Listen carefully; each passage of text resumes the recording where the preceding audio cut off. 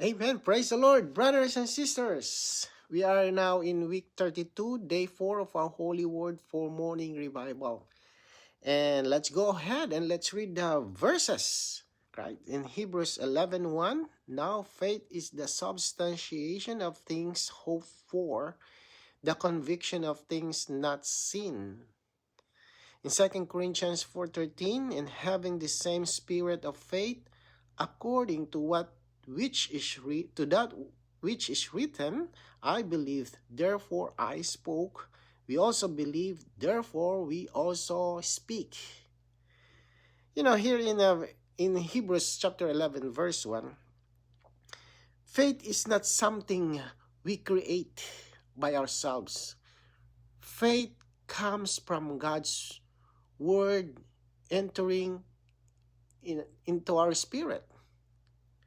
So what is the substantiation mean? Substantiation means the action of making something real to you.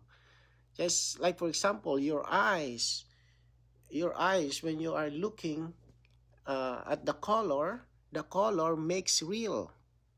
But if you are blind, even though the color exists, but you cannot see it, so for you it's not real.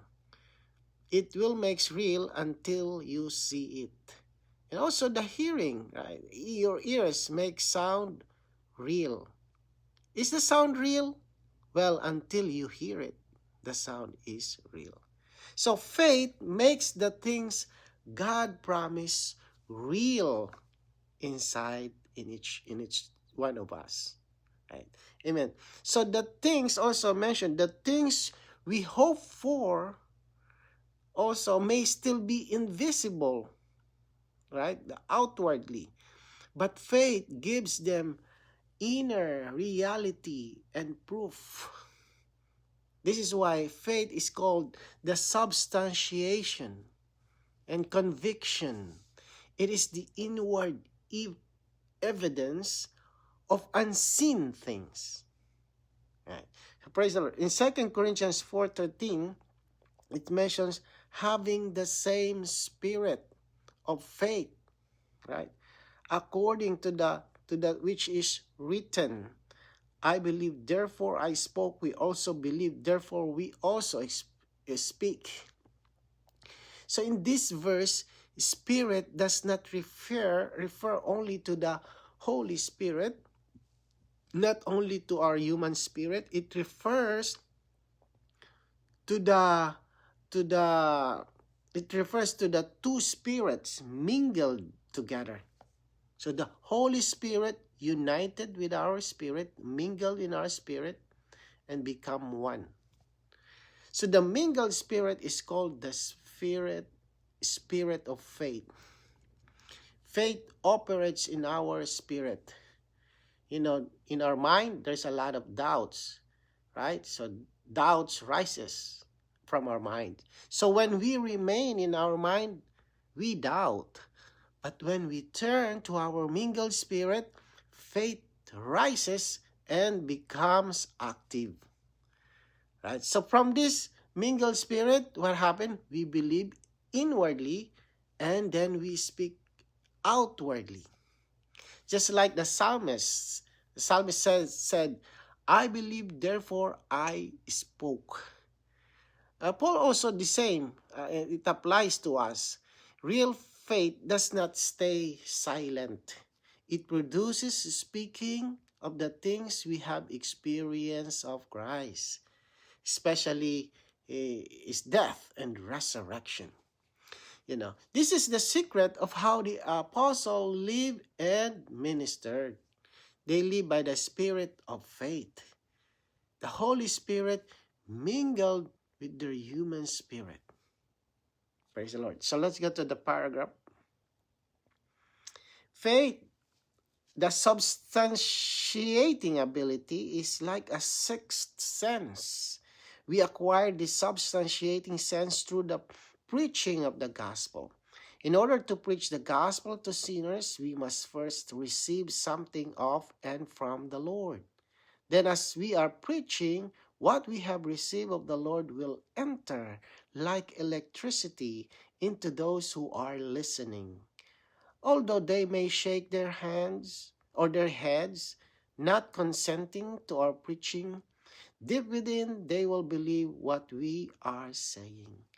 Although some may say to themselves that it is silly to believe, something within them will continue to react and bring them to the point where they say, Lord Jesus, thank you. You are so good. Lord, you are my Savior. Because some element has been transfused into their being, they will be able to believe in the Lord. Since faith is like a sixth sense. What is our sense? Sense of hearing, sense of touch, sense of seeing, sense of smell, sense of what else? Anyway, we have the sixth sense, that is the faith. So something inside that lets you feel and realize the things of God. We didn't have this sense before when we were unbeliever. We receive it when someone preach the gospel to us. So when we share the gospel with others, it's not just our words. Something from the Lord that actually goes into the people listening. It's almost like electricity flowing into a light or into the bulb. Sometimes a person may shake their head, it says here, and say, no, I don't believe that. But actually, deep inside, something is happening, something is touching them. Even if they think it's silly, right? Silly, deep within something, there's a keeping or keeps reacting. And many times, that inner reactions brings people to the point where they simply say, Lord Jesus, thank you. You really are my Savior. So the question is why? Because while we were speaking, something of Christ was transfused into them. And that inward something becomes faith. The ability to finally believe in the Lord. Right? So let's go to the next paragraph. Every gospel preacher must first be charmed himself, and then he will be able to charm others. Wow. When he says, what he says may not seem logical, but like a battery that is being charged, the hearers will be charmed. For this reason, the church must pray a great deal for the preaching of the gospel. The more we pray, the more charming the gospel meeting will be. The gospel preacher must pray until he is fully charged with the divine element. You know, when someone preaches the gospel, they cannot just rely on good logic, very good, nice words. You know, they themselves need to be touched, moved, and filled with the Lord Jesus first. If the preacher is burning inside, the listeners will feel it too. When we say burning, something is, the spirit is very strong deep within me, deep within him. So it's like this. If your phone is battery is empty, you cannot charge anyone else's phone. But if you fully charge, you can pass something on. That's how gospel preaching works. So a preacher who is full of the Lord doesn't only speak, that should be something flows out of him. Right? The people listening may not completely understand everything, but they sense something real, something warm, something living, They got charmed, attracted, drawn to the Lord. You know, I remember when there was a dentist, a doctor, a dentist, and she's cleaning the teeth of a young girl, and the young girl is in the Lord's recovery, and she can able to speak the morning revival. I mean the mystery of human life. Hey, she's not that, a young girl may not be the same with us, like how we speak the truth. Well, my point here is this young girl is filled with the Spirit. And that's why the doctor that's cleaning her teeth got saved. It's not because this young girl is very good in speaking. It just happened that she's filled with the Spirit. She is fully charged. So that's why, brothers and sisters, the church needs to pray. Why? Prayer charges the gospel atmosphere. Before you go out and preach the gospel, it's very good to be fully charged first. To pray is the best way to be fully charged, so that when we speak to the people, they will receive the flow of the Spirit, not because you're eloquent, not because you're very good in speaking, but because the Spirit within you flows out, right? Flows out because you are fully charged. So the more, the saints pray, the more the meeting carries a sweetness, a drawing power, right? So when the preacher is filled with the Lord, the speaking becomes full. And when the speaking is full, the listeners are touched. So praise the Lord. We go to the next paragraph. Ministry depends upon our utterance, which is the release of the divine element. If our ministry is proper, we will be charmed and charming whenever we come to minister. The proper ministry is altogether a matter of being fully transfused with God Himself. First, we are charged with the divine element, and then in the ministry, we radiate that divine element into others in a charming way. When the sinners come to the church and hear the proper preaching of the gospel, they are charged with God. God Himself, as the heavenly electricity, is transmitted into them because God Himself is transfused into them in this way. They find that they have faith. So, saints, when we minister Christ or preach the gospel, there should be something charming about it. Not in a worldly way, right? But in a way that people feel drawn, touched, and feel the warmth inside. This happens when we ourselves are first filled with the Lord. Before we speak to anyone, God needs to charge us, like charging a battery. So, and when we are full of Him, something of God naturally radiates out from us to others. It is not about fancy speaking, right? It's not because, oh, you're a very good speaker. You're a very good, anyway. It's about God, right, being transfused through us. So when a sinner comes into a meeting and hears a gospel message, it is like a heavenly electricity touching them. They may not realize what's happening, but God is actually flowing, working into them.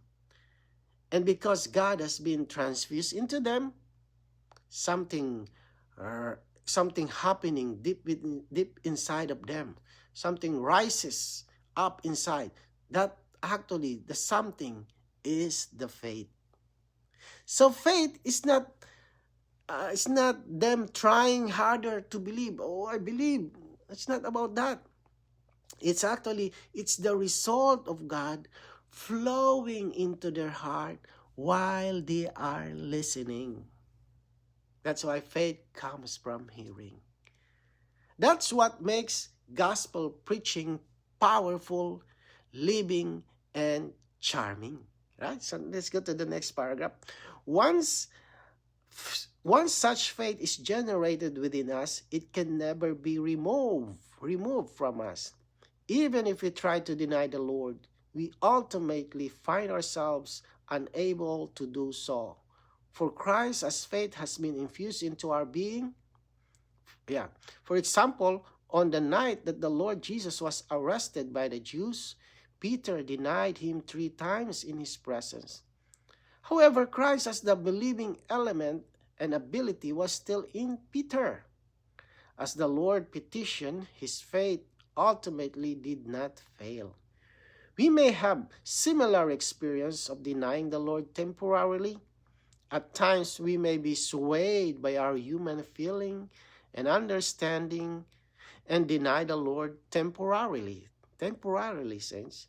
Yet while we are denying him, nevertheless, there remains the believing element and ability deep within us, which nothing and no one can remove. This is Christ himself infused into us as precious faith. All the believers, from the greatest to the least, have such a faith. So, brothers and sisters, once a real faith is inside of us, it can never be taken away. The question is why? Because true faith is not something we create. It is Christ infused into our being. Even if we struggle, even if we become weak, even if we temporarily pull back, the Lord inside of us never stops believing. Like for example, Peter, right? Peter's, he has an experience of temporary denial, but faith remained. On the night the Lord Jesus was arrested, that's in Luke chapter 22, that's probably in 47, Peter denied him 3 times. That's in Luke 22, again in 55 something. Outwardly, Peter failed. But inwardly, something was still there. That is a believing element that the Lord had already put into him. And here's the beautiful part. Before this happened, Jesus told Peter, right? He told Peter, he told Peter, I have prayed for you that your faith would not fail. Right? So, and because the Lord prayed this, Peter's faith did not fail. He came back. He was restored. We experience, the same thing to us today. Sometimes our feelings, right, our thoughts, or, a lot of worries pulls us away. We may even say, Lord, I'm not sure right now, But deep inside, something still believes. Something in us refuses to deny the Lord. That something is Christ as faith. The believing ability that God infused into us. And no one can remove it. It's like an example of milk and coffee that's being mixed in the hot water. When you mix it, the the milk and then the coffee, it's impossible to divide it, to separate them. When once it's mixed, it's already mixed, right? So there it's impossible to separate them. So even today, even the world cannot separate this faith from us, and not even Satan, even some circumstances, right, in your life. Sometimes you are weak. No, you cannot separate. This is why Peter calls it in 2 Peter chapter 1 verse 1, precious faith. Right? So every believer, you're strong or weak, has the same precious, unremovable faith living inside them. So let's go to the next paragraph. We live by His faith. By Him as our faith. Genuine believing is to believe in the Lord Jesus by His faith. Faith is not our invention. It cannot be initiated by us. It is impossible for us to generate faith. Faith is an aspect of Christ Himself. And apart from Christ, we have no faith of our own. We do not live by our own faith, but by the faith of the Son of the living God, who has faith and who Himself is faith to us. Such faith issues from our knowing and appreciating Christ. If we look at ourselves, we will never find faith. But if we forget ourselves, turn to the Lord Jesus, and call on Him, faith will immediately rise up within us. The more we abide in Him, the more we are infused with Him as our faith. This faith is the faith of Christ. It is Christ believing within us, experiencing, enjoying, and expressing. So since Galatians 2:20, it says we live by His faith, by Him as our faith. So the Bible tells us that we live not by our own faith, but by the faith of the Son of God. That means genuine believing. That means believing is Christ believing inside of us. Right? So faith is not something we try to produce. We cannot make faith. We cannot force ourselves to believe harder. Right? Because faith is part of Christ Himself. Apart from Him, apart from Him, we simply don't have it. We don't have faith. So when Paul says in Galatians 2:20, it says, I live by the faith of the Son of God. He means that Christ has faith, Christ is faith, and Christ lives in us to be our believing ability. So when you feel like, I don't have faith, that's actually true. Your faith is not the source. Christ in you is the source. So how does this faith rise up?